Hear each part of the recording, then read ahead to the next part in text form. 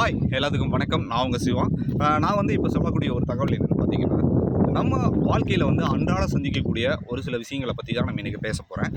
ஏழ்மை நிலை அப்படிங்கிறத பற்றி நான் ஆல்ரெடி ஒரு தகவல் வந்து நான் உங்ககிட்ட சொன்னேன். ஏழ்மை நிலையை தாண்டி இந்த உலகத்தில் வந்து வறுமையான பல பேர்த்த நம்ம பார்த்துட்ருக்கோம். ஒரு எக்ஸாம்பிள் சொல்ல போனோம்னா, இப்போ நானே நடந்து போகிறேன்னா என்கிட்ட வந்து நிறைய பேர் வந்து எங்களுக்கு சாப்பாடு வாங்கி கொடுங்க, எங்களுக்கு ஏதாவது டீ வாங்கி கொடுங்க அப்படின்னு சொல்லிட்டு எத்தனையோ பேர் வந்து எங்கிட்ட வந்து கேட்பாங்க.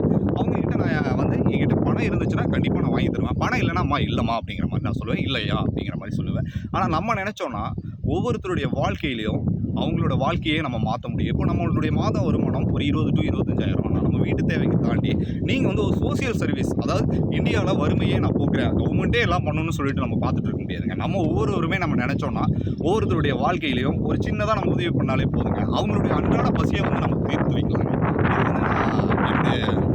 நான் வந்து எனக்கு என்னால் முடிஞ்சால் நான் பண்ணுறேன். நீங்கள் முடிஞ்சால் பண்ணுங்க அப்படின்னு தான் நான் சொல்கிறேன். சரிங்களா? தொடர்ந்து நம்ம சேனலை பார்க்க விரும்புனீங்கன்னா சப்ஸ்கிரைப் பண்ணிங்க, நோட்டிஃபிகேஷன் கிளிக் பண்ணிக்கங்க. அடுத்தடுத்து பார்த்தீங்கன்னா நம்ம சேனல் வழியாக நீங்கள் பெறணும்னு விருப்பப்பட்டீங்கன்னா பாருங்கள். டில் தென் பாய் ஃப்ரம் உங்கள் சிவா. நன்றி, வணக்கம்.